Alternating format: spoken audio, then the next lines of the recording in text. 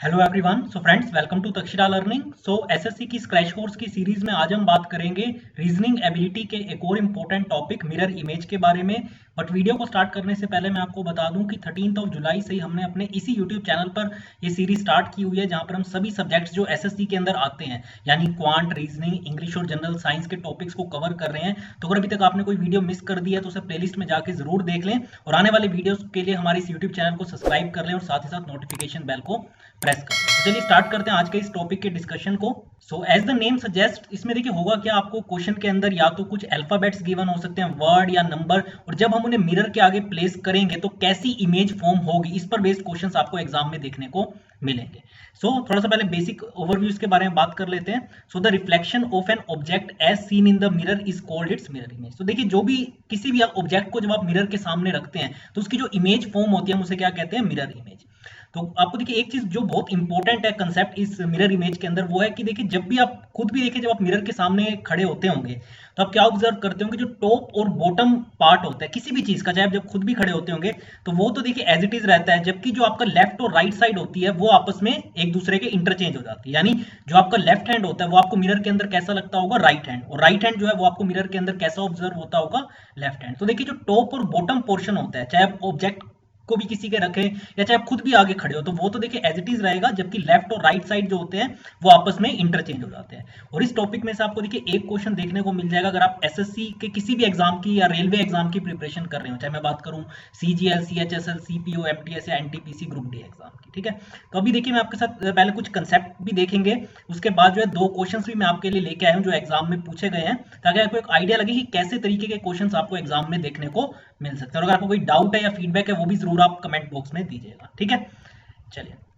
तो देखिए यहाँ पे आपको इसका स्क्रीनशॉट ले लें। यहाँ पे आपको कुछ डिजिट्स दिखाई दे रहे होंगे अल्फाबेट, जो कि कैपिटल और स्मॉल लेटर्स में, और जब हमने उन्हें मिरर के आगे प्लेस किया तो कैसी इमेज उनकी फॉर्म होती है वो आपको इस टेबल के थ्रू दिख रहा होगा। यहाँ पे आपको 0 से लेके 9 तक डिजिट्स दिखाई दे रहे होंगे, A टू लेके Z 26 अल्फाबेट कैपिटल और स्मॉल लेटर्स में दिखाई दे रहे होंगे। ठीक है, तो जब हमने देखिए मिरर में इनको प्लेस किया, अब जैसे फॉर एग्जाम्पल के तौर पर बात करें 0, तो देखिए जो जो आपको डिजिट्स या अल्फाबेट रेड कलर में दिखाई दे रहे होंगे वो तो देखिए एज इट इज रहते हैं जब हम उन्हें मिरर के आगे प्लेस करते हैं, उनकी मतलब ओरिजिनल और मिरर इमेज दोनों सेम रहती है।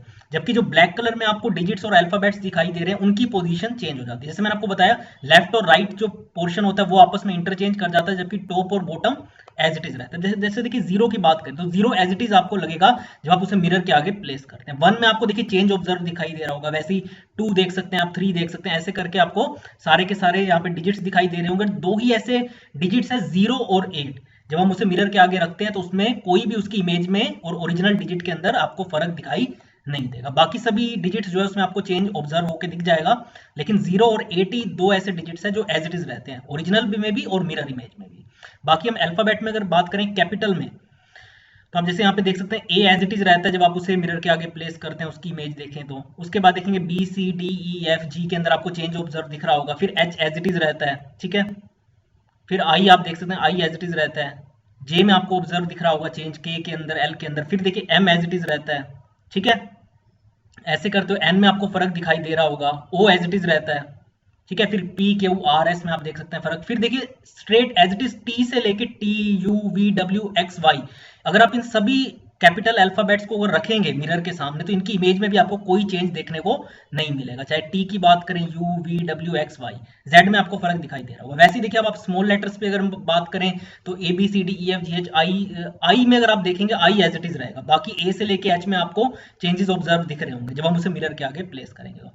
फिर J, K में आप फर्क देख सकते हैं। फिर L एज इट इज रहता है। फिर M, N में देखिए आपको चेंज ऑब्जर्व दिख रहा होगा। फिर O एज इट इज रहता है, ठीक है। फिर P, Q, R, S, T, U में चेंजेस आपको दिख रहे होंगे। फिर V, W, X जो है वो एज इट इज रहते हैं, और फिर Y और Z में आपको चेंज ऑब्जर्व दिख रहा होगा, ठीक है। तो ये तो देखिए आपको जो पूरी टेबल है, चाहे हम बात करें डिजिट्स, अल्फाबेट, चाहे हम बात करें कैपिटल और स्मॉल लेटर्स, इन्हें जब हम मिरर के आगे प्लेस करेंगे तो कैसी इनकी इमेज फॉर्म होती है, एक तो ये आपको अच्छे तरीके से पता होना चाहिए। और कौन से डिजिट से अल्फाबेट ऐसे जो एज इट इज सेम रहते हैं, और कौन से डिजिट से अल्फाबेट है जिनकी पोजीशन आपस में चेंज हो जाती है जब हम उन्हें मिरर के आगे रखते हैं। तो इसके लिए आप इस पूरे इसका स्क्रीनशॉट ले लें या इन्हें नोट डाउन कर लें। अब चलते हैं कुछ क्वेश्चंस को डिस्कस कर लेते हैं। अब जैसे देखिए इस तरीके से आपको क्वेश्चन गिवन होगा कि in this question a word is followed by 4 alternatives. देखिए आपको 4 ऑल्टरनेटिव्स गिवन है, A, B, C, D, ठीक है, showing possible mirror images of that word. तो आपको देखिए चार मिरर इमेजेस नीचे गिवन होंगी ऑप्शंस के अंदर। Out of this choose the alternative which shows the correct mirror image of that word. ठीक है, अब देखिए अब इफेक्टिव वर्ड है, जब हम मिरर के आगे इसको प्लेस करेंगे, अब आपको दिखाई दे रहा होगा सारे के सारे जो हमारे अल्फाबेट्स है क्या है, कैपिटल में आपको दिखाई दे रहा होगा। देखो मैं यहाँ पे आपको ले चलता हूँ। अब देखिए अगर आपको ये याद हो सारे के सारे अच्छे तरीके से इनकी पोजीशन, तो आप इजीली इसे विदाउट पेन एंड पेपर आप सोल्व कर पाएंगे। अब देखिए सबसे पहले अगर बात करें ई में, देखिए ई की पोजीशन आपको दिख रहा है चेंज हो रहा है वैसे ही, ठीक है ना। ऐसे एक एक करके इफेक्टिव में अगर बात करें तो देखिए सबसे पहले तो पूरा का पूरा ई जो है वो सबसे आखिरी में चला जाएगा, जो कि आपको देखिए यहाँ पे दिखाई दे रहा होगा। ए ऑप्शन में ये जो पहला वाला वर्ड है इसमें आपको ई दिखाई दे रहा होगा, सही रखा हुआ है, वैसे इसमें भी, ठीक है। फिर इसके अंदर देखिए ये गलत है, क्योंकि जब हम देखिए ई को मिरर के आगे रखते हैं तो इसकी इमेज कैसे फॉर्म होती है, देखिए इस तरीके से, मैं इसे हाईलाइट कर रहा हूं तो देखिए इस तरीके से। और जो आपको किस में दिखाई दे रहा है, सिर्फ पहले वाले मिरर इमेज में, तीसरे में, और दूसरे और चौथे जो है चौथे में भी दिखाई दे रहा है, ठीक है।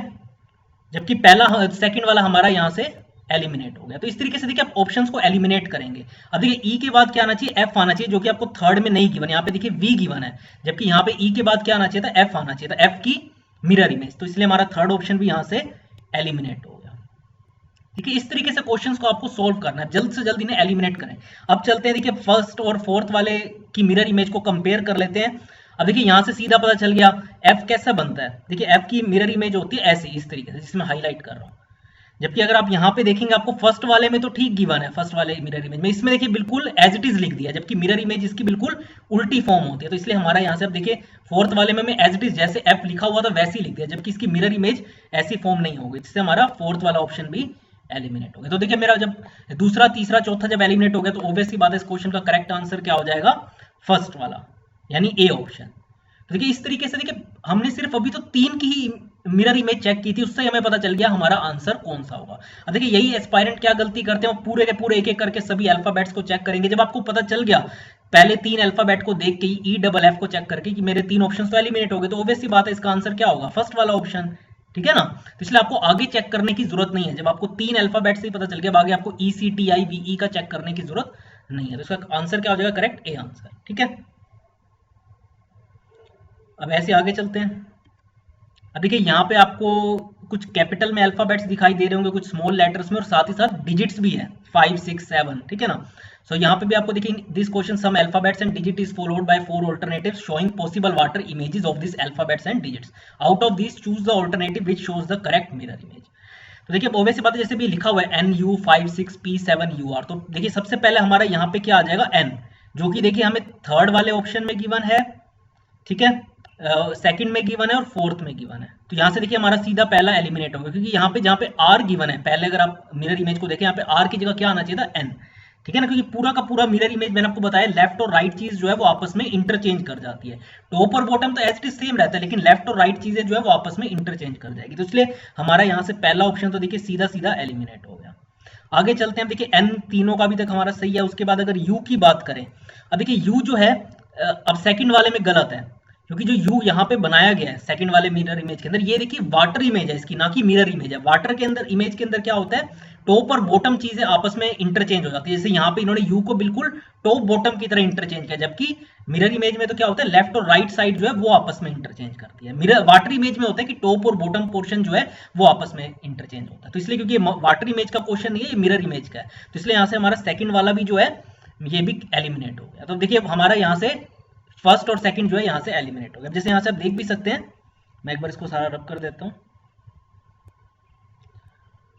तो ये देखिए U कैसे, U की मिरर इमेज आप यहाँ से देख सकते हैं, जबकि ये जो इन्होंने यहाँ पे सेकंड वाले में यूज किया, ये इसकी वाटर इमेज थी, ठीक है।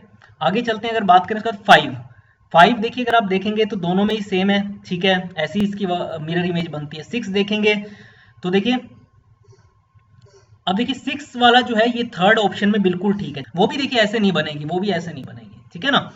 तो इसीलिए जो है ये वाला फोर्थ ऑप्शन भी हमारा यहाँ पे एलिमिनेट हो गया। तो करेक्ट आंसर जैसे मैंने आपको पिछले क्वेश्चन में बताया, यहाँ पे भी जैसे ही आपको पता चल गया आपके 3 ऑप्शंस एलिमिनेट हो गए, मेरे को आगे जो है P7UR का चेक करने की भी जरूरत नहीं है। मेरे को ऑब्वियसली बात है, जब पहला दूसरा और चौथा ऑप्शन एलिमिनेट हो गया तो ऑब्वियसली बात है इसका करेक्ट आंसर क्या हो जाएगा, थर्ड ऑप्शन, ठीक है, यानी सी ऑप्शन। तो आप देख सकते हैं यहाँ पे आंसर क्या होगा इसका, सी ऑप्शन। क्लियर है। तो एक बार मैं इसे रब कर देता हूँ।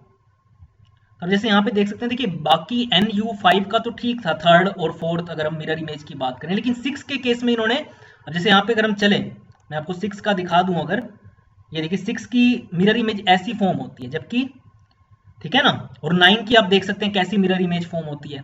तो इन्होंने देखिए क्या किया यहाँ पे इन्होंने क्या किया, वैसे तो देखिए इन्होंने 9 को एज इट इज ही लिख दिया, ठीक है ना, इन्होंने 9 को एज इट इज लिख दिया, जबकि हमें 6 की मिरर इमेज चाहिए थी जो ऐसी फॉर्म होती है, ठीक है। तो ये डिफरेंस था बेसिकली थर्ड और फोर्थ में। और आगे आप चेक करेंगे तो आपको देखिए आगे तो चेक करने की जरूरत भी नहीं है, क्लियर है। तो थर्ड ऑप्शन इसका हमारा सी ऑप्शन जो है करेक्ट हो गया, ठीक है। चलिए, तो ये थे देखिए मिरर इमेज पर बेस्ड हमारी वीडियो। इसी के साथ जैसे मैंने आपको बताया वाटर इमेज का भी कंसेप्ट है, जो भी हम अगली वीडियो में आपके साथ डिस्कस करेंगे। मिरर इमेज में तो बेसिकली हमने क्या ऑब्जर्व किया कि टॉप और बॉटम वाला पोर्शन तो एज इट इज रहता है, लेफ्ट और राइट वाला जो पोर्शन है वो आपस में इंटरचेंज हो जाता है, जबकि वाटर इमेज के केस में बिल्कुल उल्टा है। वाटर इमेज में क्या है कि टॉप और बॉटम आपस में इंटरचेंज हो जाता है, जबकि लेफ्ट और राइट एज इट इज रहता है, ठीक है ना। तो वो हम अगली वीडियो में डिस्कस करेंगे वाटर इमेज का कंसेप्ट, और आपको इन दोनों ही टॉपिक्स में से यानी मिरर इमेज और वाटर इमेज में से 2 क्वेश्चंस जो है वो एसएससी के भी किसी एग्जाम के अंदर या रेलवे के एग्जाम के अंदर देखने को मिल जाएंगे। और एक एक देखिए क्वेश्चन बहुत मैटर करता है, क्योंकि एक क्वेश्चन 2 नंबर का है और इसके लिए कोई ज्यादा मैं कहूँ पढ़ने की जरूरत नहीं है, बस एक बार आपको आइडिया होना चाहिए सभी अल्फाबेट्स डिजिट की, वाटर इमेज और मिरर इमेज, तो आप इजिली इन क्वेश्चंस को एग्जाम में सॉल्व कर ले जाएंगे।